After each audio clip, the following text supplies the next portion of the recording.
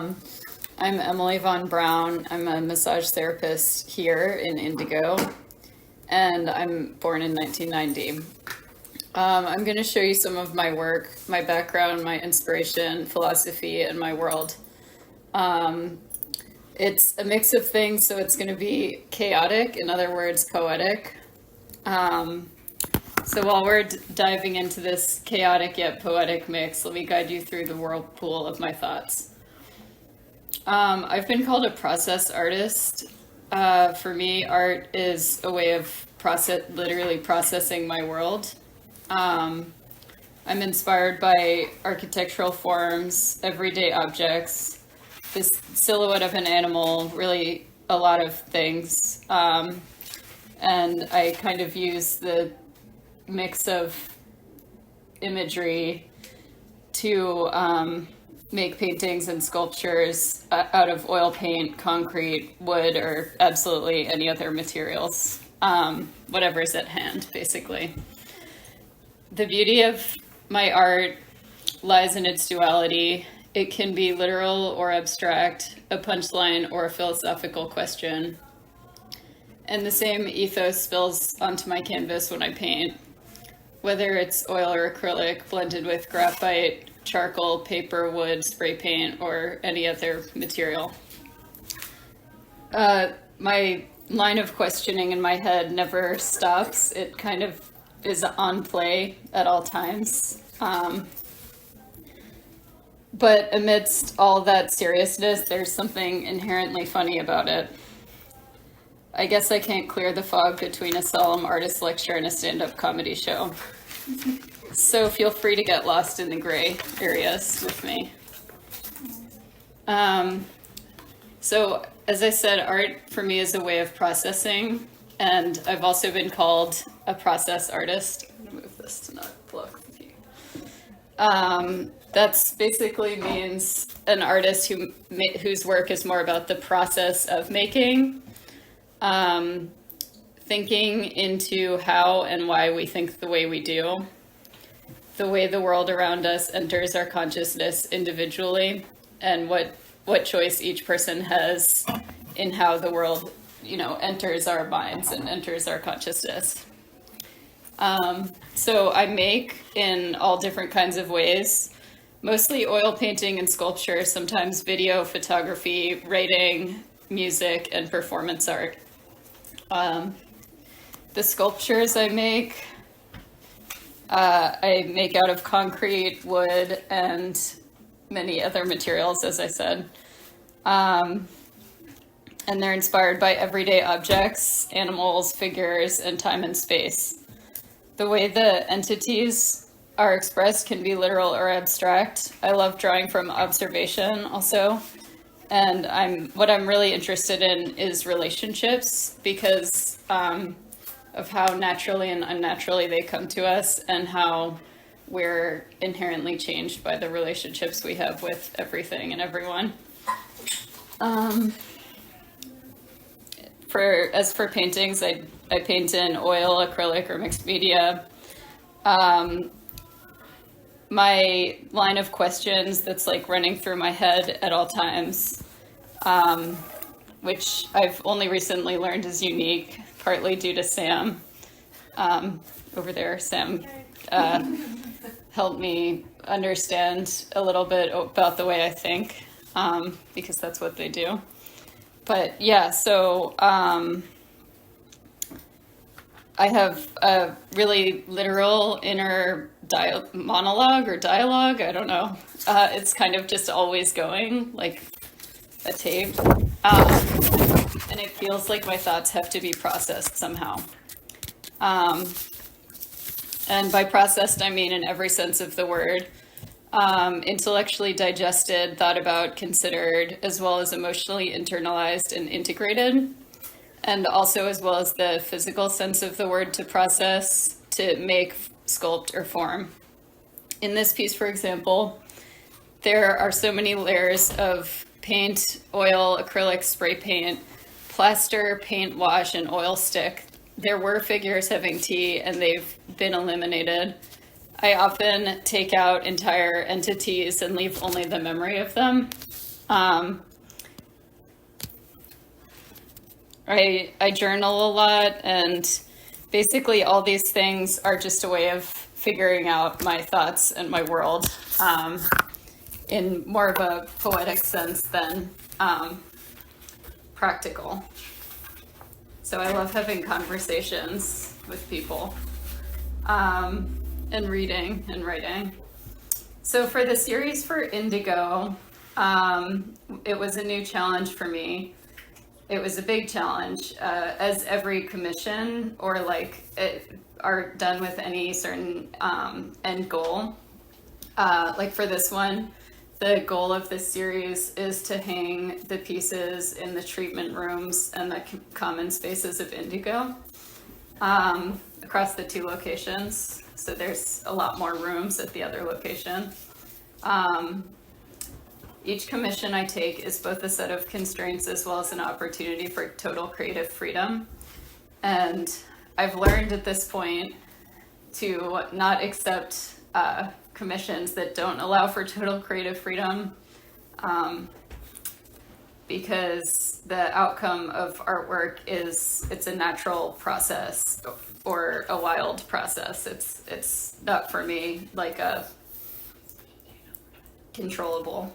But yeah, this has been a really fun challenge. It's an ongoing series, and I've never really done decorative work per se, so I had to even research like how to do that, which just sounds funny, but there were no constraints. I mean, it didn't have to be decorative, but that's kind of what I had in mind. I wanted there to be like a washiness as well as a specificity in these pieces.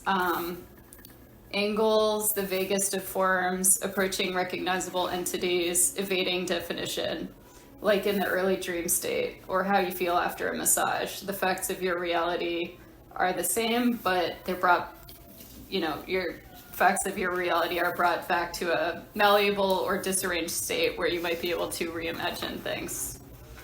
I love how evasive the color indigo is. So indigo, sort of the concept and color was like a guide in doing this series. Indigo is a term used for a number of hues in the region of blue. Many people can't actually see the color. The dye is actually a shade of green. The naturalist in the Roman Empire, Pliny the Elder, mentions India as the source of the dye, and it means Indian blue. Today, many color specialists actually advocate for removing indigo from the colors of the rainbow. They want to define it as red, orange, yellow, green, blue, and purple. Today, it refers to a blue-purple color that many people can't actually distinguish from blue or purple. Experts say that Newton only put indigo in the rainbow because he liked the number 7, so he wanted 7 colors, and because indigo was an extremely valuable commodity at the time.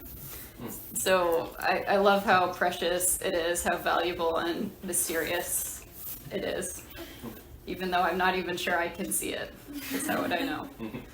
But anyway, the color indigo is a theme. And I also think of massage as a guiding the body to its higher expression of freedom, joy, growth, transformation, healing, and acceptance. So I see massage and art as having that in common.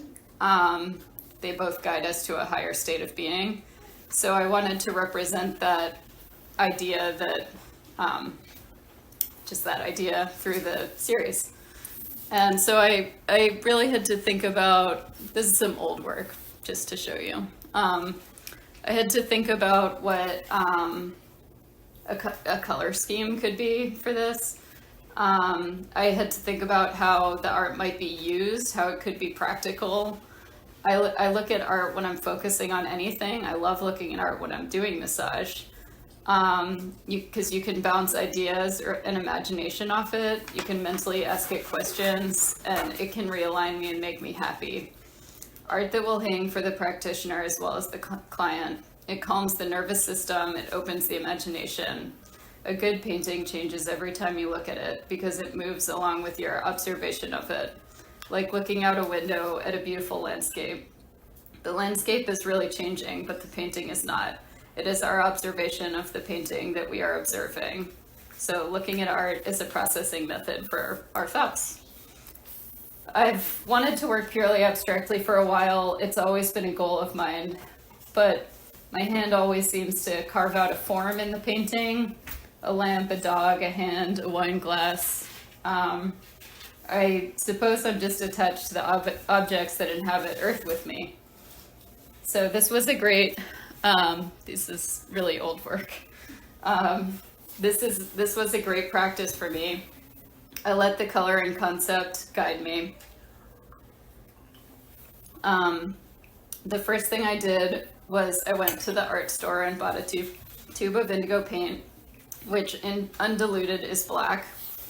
Then I felt and thought and wrote about the meaning behind the series, of healing, of abstract art that could serve to be decorative, of texture, of my own role in between the worlds of healing and art, my own journey of transformation. And it was early spring, so I came up with a lot of spring greens. I was painting in several locations. This indigo location in the back room, and outside on the back porch, a little bit upstairs on the landing, my own art studio, and plein air on my porch at home. That's where I did that one. There was very early spring springing up all around, pale early bud green, shades of pale and deeper blue, those magnificently bright yellow baby green leaves that appeared on branches in early spring, little flashes of hopeful pink buds coming out. Then I got some big, beautiful canvases made by a local craftsman, Casey Criddle. On those, these very simple gestural textured pieces in just slate gray and spring blossom pink manifested seemingly without effort from me. And those four embodied what I wanted from the series. So I kind of came upon the series pretty late in completing all these pieces. My whole life I've had a strong sense of abundance and also loss. I've always been fascinated by empty places. Yay, bees here. There's always a void at the center of my art, or more likely that's become the goal.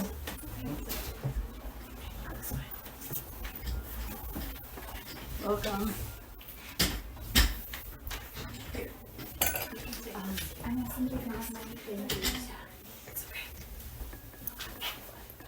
I've always been fascinated by empty places. There's always a void at the center or at the heart of my artwork, or perhaps that's becoming the goal.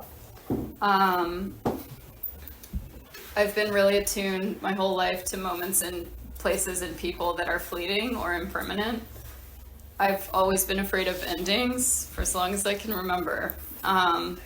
All my life, I recall nightmares of empty pools, burnt down houses, massive water treatment facilities, abandoned places speak volumes, entire histories, forebodings of the future, and they are also forbidden with locked away secrets. I find it interesting in our culture how quickly we want to be rid of the past as if it never existed. I like to linger in the in-between times like twilight. So here's the part where I talk about how easy art is and how everyone should make art. So too many people see life as a narrowing down of options. When you're little, they ask what you want to be. You can say anything at that point, and they laugh and say how cute. You can be anything you put your heart to. You grow up, you're encouraged to do what you love and work hard, but around the time you pick a major, or after college, or once entering the workplace, at some point it just becomes easier to give up creativity and just work hard. When you're grown up, you've become one thing, and you're no longer an artist. This is the story I've heard so many times, but really all the paths are still open, especially the path to become an artist. This may be controversial, but I believe there are no barriers to beginning to make art today. You can walk out of this room right now and go make something. You have to follow the impulse. There's nothing besides that. There's no special knowledge or instruments required. It's free. But it is a lifetime of making that helps me see the world this way, that each branch of life diverges into infinite other ones, if you let it. There's nothing blocking any of us from making. Even people with a regular art practice like me get numb to this fact all the time. On the contrary, it's that, specifically nothing, that blocks us. I think Marcus Aurelius said, "What stands in the way is the way." Nothing is precisely the thing that is so daunting about making. It's not all the stuff you have to do or the associated cost. That's nothing more than an illusion. There's time to make, and that's what's daunting about it. The void is what stands in your way. The void is also the place of creation. So consider giving something up. The creative process is highly nonlinear and irregular. A step in one direction is a step in several directions. Opening physical space in your life or home is a great way to pull yourself into a practice. Ancient Taoist wisdom says, be like water. Water stays low and spills into every open space. Matter is naturally sucked into a void. I truly believe everyone should try making something just for fun and keep doing that forever. Let it come from your own mind. Don't follow instructions or look at photo references. If you want to depict something from the world, draw it from life or memory. Being creative is a superpower, even if it is yet an undeveloped one. That's my mom and me. I don't know. They don't really line up. That's okay though. When I'm painting, I'm processing the world in my life. I think about grief, my mother, her hidden world. She was an incredibly unique person with an apparent magnitude about her, warmth, strength, and a certain physical scale. She was not like me. She was very tall and strong. She looked wizened. Sometimes people assumed she was my grandmother. When she went around DC doing oil paintings, people often assumed she was homeless. She had a funny story about sitting on a park bench, having to repeatedly refuse change as the person didn't believe that she wasn't houseless.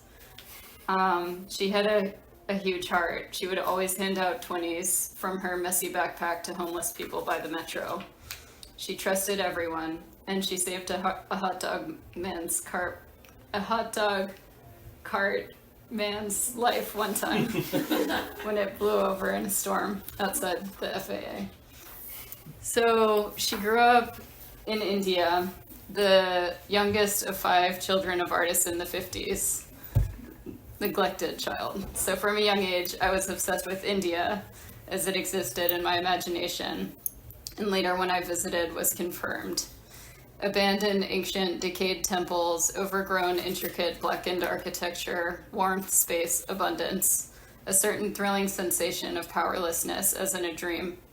A certain shade of green I termed India green that only seems to exist there in tapestries and landscapes. A person alone in an overwhelming natural landscape, giving up to the power of nature.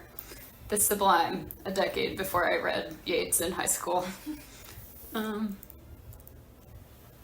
I take immense pleasure in the everyday, the mundane. I'm from Tenleytown, Northwest DC, so I grew up where everyone wore suits and discussed politics from dawn till dusk, and my first olfactory memory is the smell of the metro. That was my house. I love that city. I spent days just wandering around, photographing the forgotten corners of it, alleys, garages, backyards, on a film point-and-shoot camera, documenting a fading DC, the rest of it constantly updating, being replaced by the new, clean, sleek, sterile architecture of today. My mom worked downtown at the FAA. I would walk to meet my dad for lunch at this place with one of those 80s glass dome dining rooms, just below street level on Wisconsin. My horoscope said one time, I'm trying to recreate the cycles that made me happy in childhood. I love every inch of the city I grew up within. We never locked our doors. We lived on a big hill in a little yellow bungalow just blocks from the Tenleytown Metro, within earshot of the concerts at historic Fort Reno stage. These are pictures of my home before it was torn down. I went to Philadelphia to study at Moore College of Art and Design on the Visionary Women's Scholarship in 2009. It was an all-girls art school. Then I transferred to the University of New York Purchase College. I did a brand new program called Bachelor of Science in the Visual Arts because it allowed me to take upper level credits of choice rather than repeat foundation level drawing and stuff like that. I took a lot of classes on post-colonial literature and politics. I spent a lot of time in the city and I learned woodworking. I traveled abroad in Scotland and I focused in sculpture. After graduating, I spent 5 weeks on Manitoulin Island in Ontario, the largest freshwater island in the world by shoreline, working on an indigenous farm. After that, I went back to DC for a minute before discovering Richmond for the first time and deciding to move here immediately, because it's the best. I'd fallen into an relationship that turned into a meh marriage, and just as easily, a decade later, fell out. I walked away with the border collie of my dreams, the grief of recently losing my mother, and I walked straight into the love of my life, whom I'm engaged to marry, on the same beach where my parents got married and my mom's ashes are scattered in the water. I work in a very dusty old woodworking. Sorry. Yeah.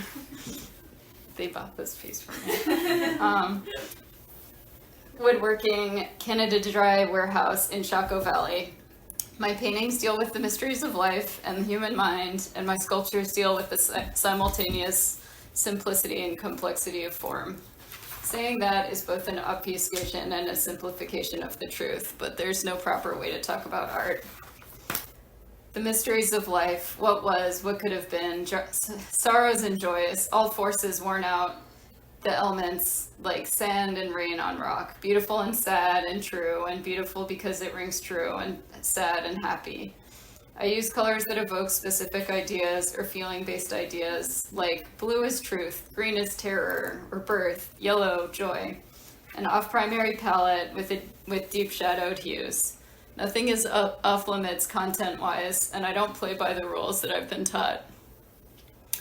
I layer oils over acrylics. Liam Corcoran, a new artist peer, the biggest rule breaker, taught me to also layer acrylic over oil. And tried that. I paint with black. I depict things in a cartoonish manner. I draw with crayon. I often use poor, cheap, or free surfaces and unarchival materials. They say don't do these things, but to me the feeling of immediacy is what matters. So how I make. I let everything go up in the air without without logic poetically. I let it come down. I let it settle. I don't control it. I resist creating narrative. I also allow narrative. I put thoughts into words. I also let language leave my mind. The weirdest feeling is when you're in the studio for a while working on something and you realize you haven't had any thoughts for a while. I allow sentences to run through my mind like banners flying behind planes at the beach, over and over again, their meaning perfectly eluding me. I mumble them like a mantra. I sing, I cover everything up. My hand enacts distant memories while holding brush to canvas.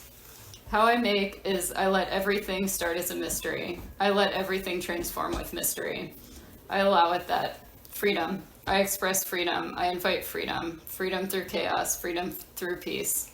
In my studio, there is tranquility. It's a sunlit mind space. I let the piece end in freedom. When I'm finished, the piece is freed from itself. And it's its own thing, its own truth. It stands on its own. I don't obsess over it. I move on to the next one. At the end, I look at my finished piece as a mystery you can hang on the wall and ponder forever. It's like Man in the High Castle, the Philip K. Dick novel. He talks about the concept of wabi, an object that holds all the meaning of the universe, the beauty, the imperfection, and in pondering it, the viewer is able to understand the truth, the meaning of everything. I also wrote my thesis paper about this back in 2014, long before I read the book or any other sci-fi. Back then, I saw this concept in the universalized sales of cheap objects in convenience stores and bodegas. Collecting things is big for me. I collect fragments of things, rocks, chips of old tiles, shells, trash, smashed bottle caps, etc. Phenomena. Phenomenology is a concept meaning two things in two parts. A, that nothing is known because the essence of everything is constantly changing from moment to moment. It's an idea best represented in old film noir books and movies. Many scenes were written beginning with the phrase, "A man walks into the room with a gun," without a prior idea what will ensue. The premise is that one can never expect to know what lays on the other side. The universe, the human mind, truth, expression, all ultimately unknowable. The second part of the concept of phenomenology, through observation of an object, one can come to understand the world. And through that observation of phenomena, one is inherently changed. And the phenomena is also altered by our observation of it. The best example of this is to imagine you're walking alone on the bay at sunset. There's no one around. The sky is low, grapefruit sky. There are glistening wet rocks and shells along the sand. You pick up a handful and let the pieces filter through your fingers till there's just one little chip of partially painted tile left. It's that lovely old hospital green they coated everything in the 50s. The ceramic imperceptibly chips away more, fragments too small to see. As you turn it, mesmerized. It's mundane. It changes you. That's my inspiration. The great and the small. The meaning of everything. Thank you. Oh, and my friend made a documentary.